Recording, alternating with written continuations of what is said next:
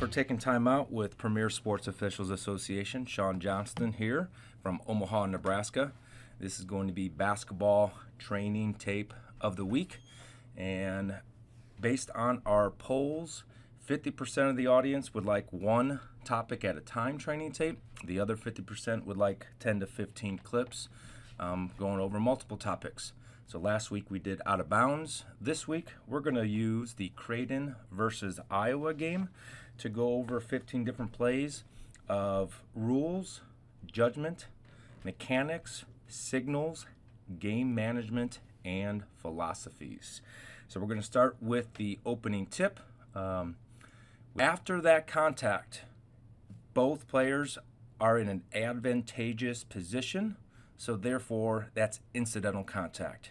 Yes, the offense went into the torso of the defense, but after that contact, that did not put anybody at an advantage over the other. Then we have illegal use of hands. You're going to see the shooter's right hand turn, and that would be illegal use of hands. So sometimes coaches will be like, call the first foul going into the torso. Coach, that was incidental contact. And then you see the defender's left hand go into the shooter's right arm, affecting normal basketball movement of the shot. Good no call and good foul call. Incidental contact to illegal use of hands. Clip. Now I am going to turn on the sound here because I think you could hear the official use preventive officiating. All right, so there it was. The hands were put on. You see the official take the whistle out of their mouth and they say hands. And what does the defense do automatically? Take their hands off the dribbler. So very good job, especially early in the game, communicating to players the expectations of the use of hands playing defense. If you get those hands on the ball handler, and again, that ball handler is not affected, let's use preventive officiating voice cues, hands, and they show the hands. You're not telling them what to do, how to do it. You're just sending a cue of the expectation. They know what hands means. Good job preventive officiating here. Next play, we're going to be talking about propelling the shooter past the rim, eye discipline, and areas of responsibility, and who should be watching what part of this play. So as we go through here, number 23 is going to be the player in question. All right, so you have the lead official. He's not going to rotate over late. So the primary calling official is this center official. Typically, majority of fouls are high. So this center official, primary calling official, will watch number 23, high contact on number 11. Lead official, your secondary. All right, the play's coming towards you. You're going to want to watch for traveling low and the propelling of the shooter past the rim low. So you see this left hand? Does it propel this shooter past the rim or not? And does it affect normal basketball movement here? And as a crew, we want to talk about center official has high, clean. Secondary official would have that low propelling action. So if the judgment was it did propel the shooter past the rim, affect normal basketball movement of a shot, you would have a push foul. If you feel as an official that action with the left arm did not propel the shooter caused the missed shot, you could have incidental contact. We've said it many times before in training tapes. It's not your judgment that's most important. It's what you're able to communicate to the player and coaches to express your judgment so they know your threshold in that game. So the 20 around this offensive player. We could potentially call a foul on both players. Number 20, illegal use of hands or hold on the shooter. And you could do 23 moving forward into the shooter. All right, since we know 23 already has a foul, let's put the foul on number 20. Now both players have one foul each instead of one player, number 23, now having 2 and 20 having 0. So this is the importance from an officiating crew. Every foul you have to clearly communicate it so your partners are aware of what players have what amount of fouls. So this was good job crew awareness. Potential 2 foulers. We put it on number 20 to make it foul number 1 on 20, and 23 still has 1 foul. As we go through the season here, a lot of questions I have in pre-games and car rides right now are the rule differences between high school and college. We will be making a training tape right before the high school season starts about those rule changes or differences. But here's one example: goaltending. When they go up in college, they have to contact this basketball prior to that ball hitting the backboard. All right, so that ball has hit the backboard, and then they pin it on the backboard. Slow motion, this would have been goaltending because the ball touched the backboard first. In college, no matter if that ball's on an upward flight or not, that ball must be touched before it hits the backboard. In high school, it's different. All right, if this ball hits the backboard but it's still on its upward motion, that is a legal block. So college, this would be goaltending because the ball hit the backboard and the defenseman did not touch the ball yet. This would be correctly called goaltending. For the college officials out there, remember, if there's no call on the court, we cannot replay this. For us to review this, there has to be a call on the court. This next play, we're going to take a look at travel. Always good to talk about travels in here. Potential moving screen here. But was there enough contact? Was there even contact? All right, so this is a potential. All right, so our eyes have to be on 23. But if there's no contact on number 5, that puts him at a disadvantage. No foul. Correctly called, if there was contact, incidental contact. Every time somebody catches the ball, we want to look at the feet after they have clear possession. So this official's doing a great job of watching possession of the ball. This is not possession yet. Now this is clear control. All right, so the right foot is the pivot foot. Look at this official. Clear control, boom, straight down to the feet. Great job officiating this play. Watching for the ball control first and then getting to that pivot foot. Lifts that pivot foot prior to the start of the dribble. Correctly called travel. We get this call right based on our mechanics. Control the ball, eye discipline there. Once our ruling is they have control of the ball, now our eyes have to quickly shift down to the pivot foot to make sure they do not travel before starting their dribble. Great call, great mechanics.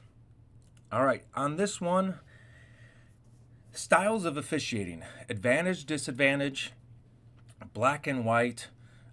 We have first half, 9:23 left. We have a inbounds. So the question here is going to be 5 seconds. This is not a special situation. And we say that because it's so early in the game, we want to make violations huge. All right, so when does the 5-second count start? Black and white? Right now. The thrower has possession of the ball. Reminder mechanically, lead officials, baseline out of bounds, always hand the ball like this so they grab the ball from the official. Do not throw it up or do not bounce it to them. All right, now this official starts to count right now. All right, so right now on the screen, it's 20.8 seconds. All right. As we start downwards, there's 1 second. There's 2 seconds.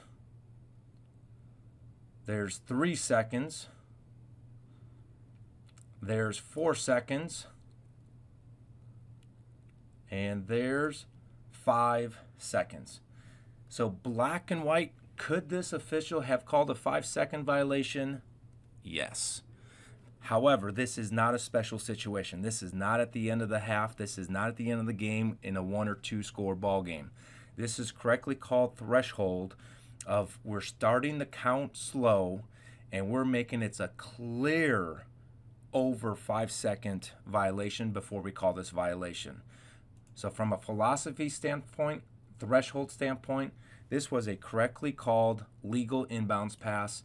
Yeah, it might have been 5.2, 5.3 seconds, but that's not big enough in this game situation. This clip is going to be used for the importance of not watching the ball on a shot. The ball will not foul. So when this shot goes up, we have to watch the rebounders. We have to watch how are they rebounding. So center official, you have shooter, you're staying with the shooter. Lead official is looking right exactly where he's supposed to be looking at these two players positioning for rebound and getting court status. As this ball goes up, we have black 23 starting to hook white 11. All right, so black 23 initiates this hook. As this rebound goes, number 11 is showing his hands. All right. He wants to make sure the official knows that he did not hook 23. The only way to get this call right, if you make a call here, is this official has to be looking before they make contact all the way through the contact. And now what's the result of the contact? Ball goes away from this rebounder. So was this a potential hold, hook of the arm? Absolutely, black 23. However, after the contact, number 11 was not put at a disadvantage because the ball went away from them. Had this ball go towards this rebounding matchup, this would have been a holding foul on black 23. No doubt this official would have called it had the rebound went to a different spot. From an officiating standpoint, as they're going down the court, I would be talking to number 23 and letting him know what he did was potentially illegal.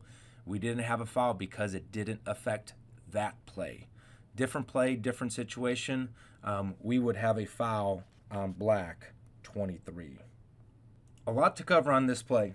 First one, though contact can be deemed severe, severe contact is not an automatic foul. Second talking point we're going to talk about is when should we shut a play down due to player injury? And there's not a black and white answer. So let's this play out. First off, number 20, and I believe it's 33, both players are going to the basketball and both players have a right to the basketball. Now 20 can't initiate contact with an opponent first and then to the basketball. The white player can't contact number 20, then go to the basketball. They must go to the basketball directly, which is what they do. This is clean. Nobody did anything wrong. But because of that contact, it takes the Iowa player to the ground, hits his head, severe. All right, he is now injured. When do we stop this? All right, so by the time the officials notice, he probably doesn't know he's injured yet. A lot of times, most of the time, players just get up.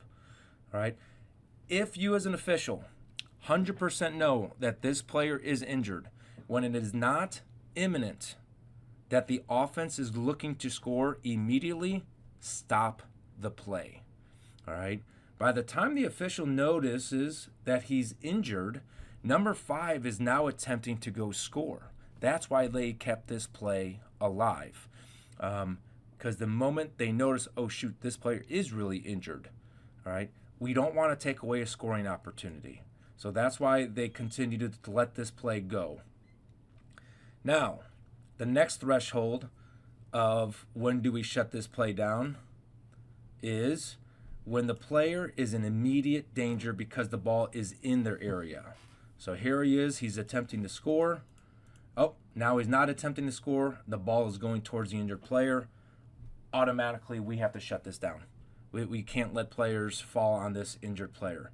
I know it wasn't a very acceptable and favorable call for the home crowd, but player safety is the utmost important in this situation.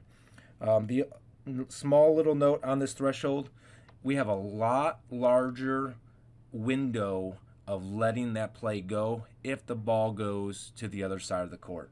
We want the offense, yes, it's a 5-on-4 advantage, but if they are fast breaking, they're looking to have a quick transition, fast break score, we're going to keep that play live.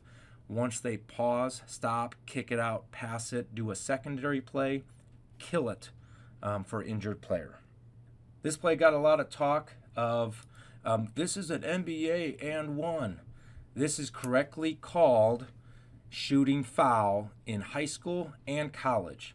The rule is once the offensive player starts their habitual movement to score a basket, that is when the active shooting begins.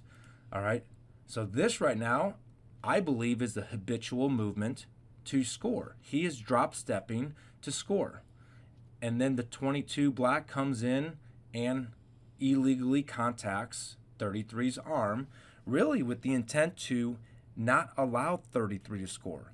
He was, shall we say, intentionally / flagrantly fouling to prevent a score. So the official, I believe, makes a correct call. Number one, he is in the act of shooting right here, right now. That's a habitual drop step movement to score. And you don't want to call the flagrant one in college intentional foul in high school because he fouled on purpose to prevent a score.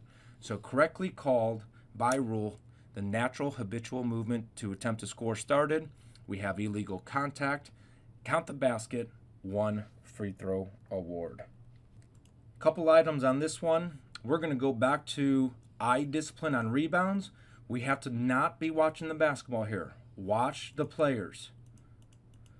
See how this black player right here is now pushing the pile underneath the rim. How number 5 got pushed underneath the rim in case a coach is upset. Hey, coach, that was your own player. We call this the belly up. Yes, coaches teach wall up, wall up, wall up, wall up. However, a lot of times, defenders, when they put their arms straight up and their arms go backwards, as we're going to see here, as their arms go backwards, their belly comes forward. So when their belly comes forward, it forces the shooter away from the basket, which is a disadvantage.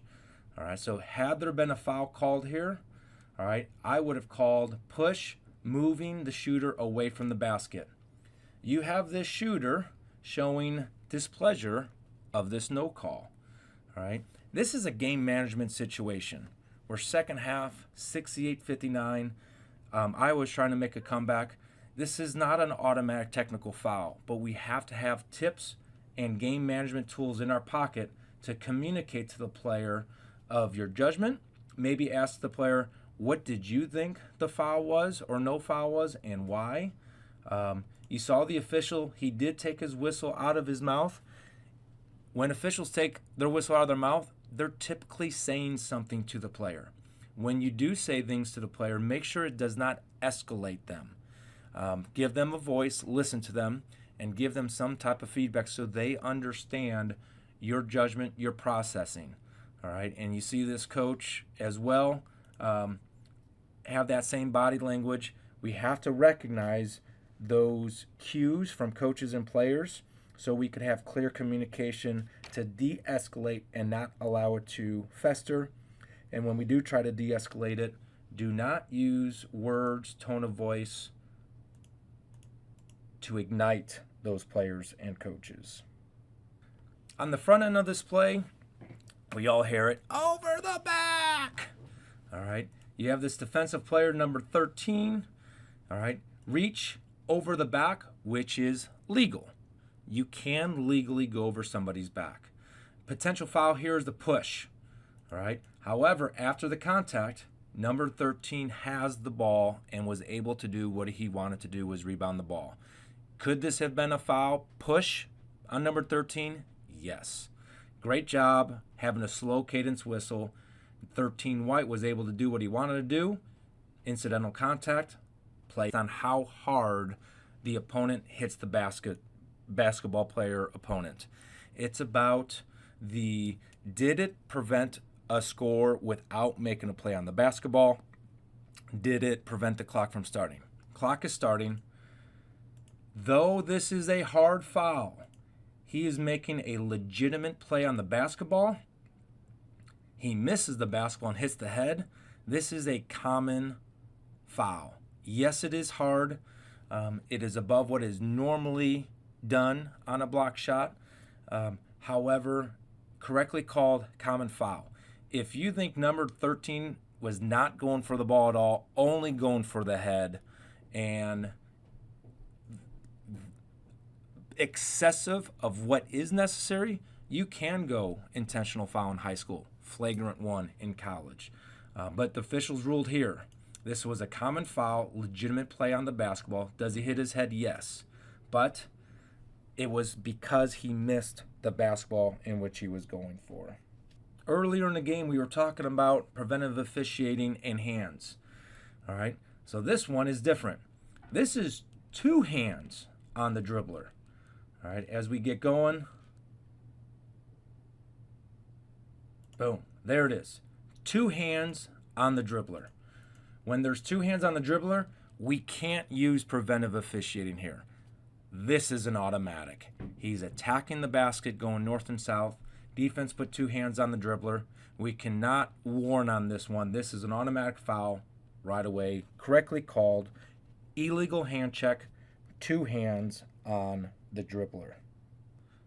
We're going to get into some game management here. Second half, 10-point ball game. Now seconds matter. They make a difference. Shot goes up. Stay with the shooter. Make sure we know if he does go to the ground, trail official will know how he's going to the ground, and we know the trail official has it because he's indicating 3-point shot, and also raising that hand tells everybody else on the crew, I have shooter. All right, ball is in. Ball's not out of bounds.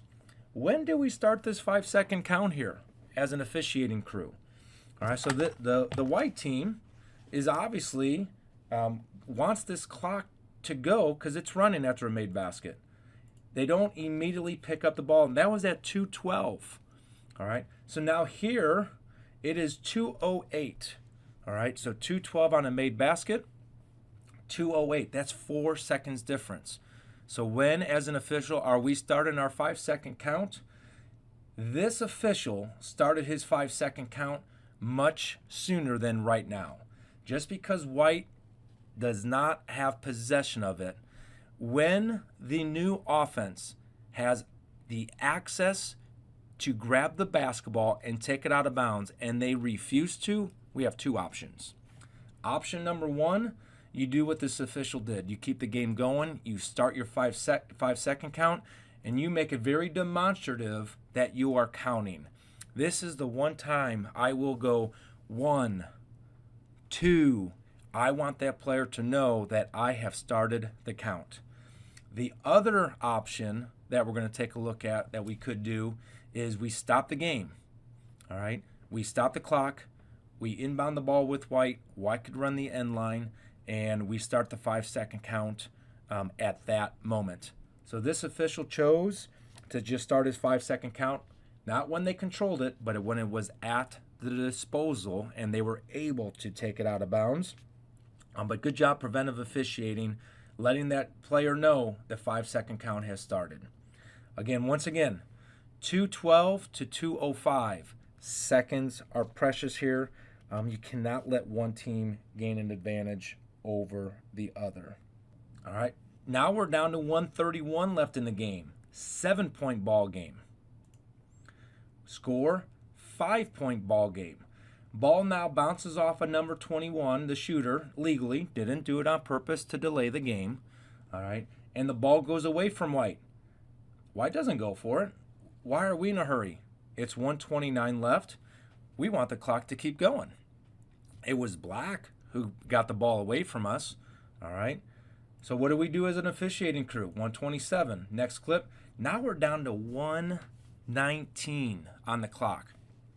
Whether a timeout was called, whether the officials thought white was delaying enough and they stopped the game. If you have definite knowledge of when that clock was at, when the officials blew the whistle, you could put time back on that clock. You could reset it, let white know they could run the end line. More game management. White wants to get this clock continuing to run. All right, so are we going to call a foul here? All right, it doesn't look like black is using that strategic foul to get the white player to the free throw line. White initiates the contact on an illegal defender, so could we have called a foul? Yes. But game management, white wants that clock to run. They've already told us they want that clock to run based on their behavior on inbounds plays. So I'm going to call incidental contact on this dribbler. He initiated it. He didn't put black at a disadvantage. He didn't put himself at a disadvantage. All right, play on. All right, reach. It is legal to reach and slap at the basketball. Once again, I'm not going to be quick on this foul. It does not look like black is doing strategic fouling. They're trying to tap that ball away legally. White still has the ball. I'm not calling that foul because white is getting what they want and that clock continued to run. Not a block at the sideline there. All right. As we stated previously in other training tapes, if that contact is within 3 feet of the boundary line, that contact is caused by the offense. So once again, good job of game management on the clock, stopping the game, getting it all set. Good job understanding what white wants to do, run the clock. What black wants to do, try to get the ball back legally and not do that strategic foul. All right, so this is the last clip we're going to talk about, and this is high-level officiating. All right, so now we got 84, 89. We have coach outside the coach's box, all right, and he's going to be having some words with the official. You know that because this official now recognizes this. All right, so tip number 1. You don't want to take your eyes off the players here. All right, he does have your attention. You don't want to ignore the coach. That will actually escalate it more. If you need to address this coach, walk backwards, addressing the coach while facing the players and still officiating. Now, coach number 2, all right, he is now engaged in what is being said between coach, official to coach. We have to recognize this and be aware of the potential escalation of some bad words being used to escalate a situation. So we don't want to ignore this coach. We don't want to ignore our officiating responsibilities, and we have to be aware, why is this coach getting closer to this conversation? All right. So from an officiating standpoint, keep your eyes here. If we need to address this coach, go ahead, walk backwards while officiating to either give that coach information, de-escalate that coach, or if the game needs it, a bench decorum warning. All right, but we don't want to take our eyes off of this situation here while the game's being played. That is our training tape for the week. As stated, we had a 50-50 response of one topic versus 15 plays and breaking it down. Next training tape, we're going to go over high school and college rule differences because there is a lot of conversation. We've seen a lot of college basketball the past 3 weeks, and now we're going to transition to high school basketball. So we're going to take time out to take a look at about 10 to 15 rules with video clips of high school and college rule differences. Thank you for watching this training tape. As always, if you enjoyed it, make sure you like it. You share it with other officials, other coaches, other fans. The more audience that we can reach, the more closer we could get with consistency, with understanding rules, mechanics, signals, game management, and philosophies. Until next time, officials, remember, you're only as good as your last call.